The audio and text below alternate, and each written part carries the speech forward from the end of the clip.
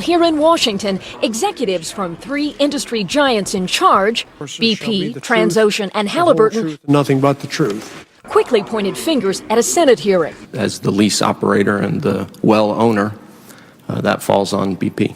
Transocean, as owner and operator of the Deepwater Horizon drilling rig, had responsibility for the safety of drilling operations. Senators had no patience for that. Shifting this blame does not get us very far. I definitely feel like the case for defense is being built here this morning.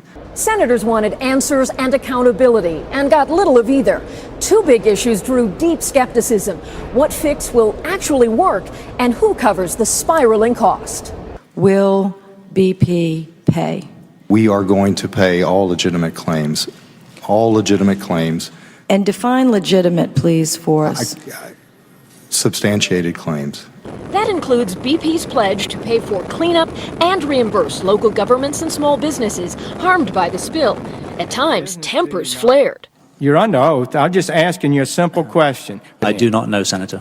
There was frustrated disbelief that the industry's elaborate attempted fixes, like the containment dome, have failed to plug the well. I get the sense you're making things up as you go along. BP says it could not anticipate the scale of this accident, but does know the company will be judged by its response. Kelly O'Donnell, NBC News, the Capitol. Testimony given by company executives earlier this week in front of Congress. As the lease operator and the well owner, that falls on BP. Transocean, as owner and operator of the Deepwater Horizon drilling rig, Halliburton executed its cement job consistent with the design which was agreed with the well owner. On our broadcast tonight, this growing crisis in the Gulf. Now the latest fix has been delayed again. When does this stop? And tonight, as engineers engage in yet another undersea gambit to secure the leak, there is new evidence the amount of oil flowing into the Gulf is far higher than we've been led to believe. The list of fixes that have so far failed to stop that disastrous oil spill in the Gulf keeps getting longer. First, the blowout preventer didn't work. Then they tried a giant dome over the leak, and now BP is trying to insert a skinny, mile-long tube into a pipe to suck the oil out like a straw. In a letter to BP's chief executive, Salazar joined the Homeland Security Secretary in demanding that BP commit now to pay every cent of not only cleanup, but for the spill's economic fallout as well, writing, "The public has a right to a clear understanding of BP's commitment to redress all of the damage that has occurred or that will occur in the future.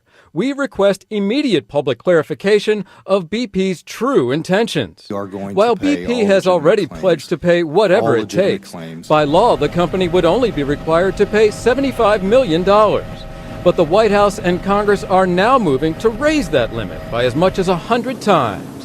When the top 5 companies make $25 billion in 3 months, $10 billion is a drop in the bucket.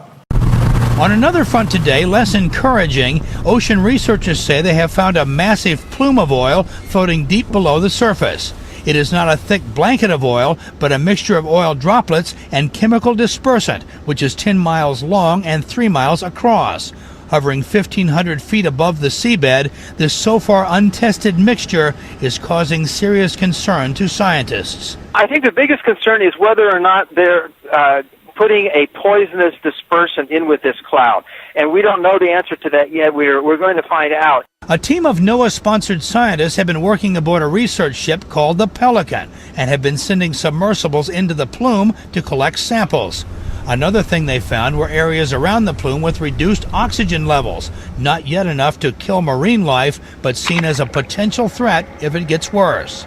Everything, fish, jellyfish, worms, crustaceans, krill, everything needs oxygen. So if you drain the oxygen out of a layer of the ecosystem, it could potentially have some pretty negative effects. But marine biologist Ricky Ott, who worked through the Exxon Valdez oil spill, says she'd like to see some independent oil flow monitors put near the well. This is the American people's ocean. This is our ocean floor. These are our animals and birds that are dying. And good evening to you, Brian. After 2 U.S. senators demanded it, BP released that new video showing dramatically and from different angles all that oil pouring into the Gulf. And more of it is coming ashore. The video released today shows more clearly than ever before plumes of oil and gas pouring from the damaged oil well and pipe. This video shows the smaller of the two leaks, where no attempts have even been made to seal the flow. Oil can be seen billowing from cracks at the top of the blowout preventer. Another video shows oil pouring continuously from the end of the pipe, the biggest leak. Steve Worley of Purdue University says this latest video convinces him his previous estimate of 70,000 barrels a day leaking into the Gulf was too low. I can't say how much in excess of that 70,000 barrels per day this leak is, but it's, I would use the word considerable. Look, there's the oil. Where that new underwater video was vivid evidence. Senators fear BP's estimates are wrong about the amount of oil gushing. Good evening, Brian. As the oil creeps closer to Venice, anger is intensifying against BP, both in the Gulf Coast and in Washington, over what many believe is a deliberate attempt to underestimate the size of this spill. B, who has 5 decades of experience in the oil industry, says there was a series of problems in addition to well-documented issues with the blowout preventer.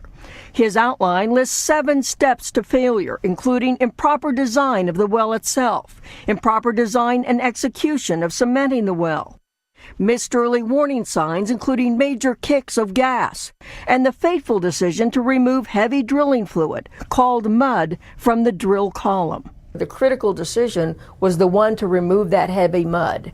That's based on everything we know, yes. Officials contend that much of the know-how and equipment, like the submersibles working a mile below the surface, rest with the oil industry, not the government. They have the eyes and ears that are down there. They are necessarily the modality by which this is going to get solved.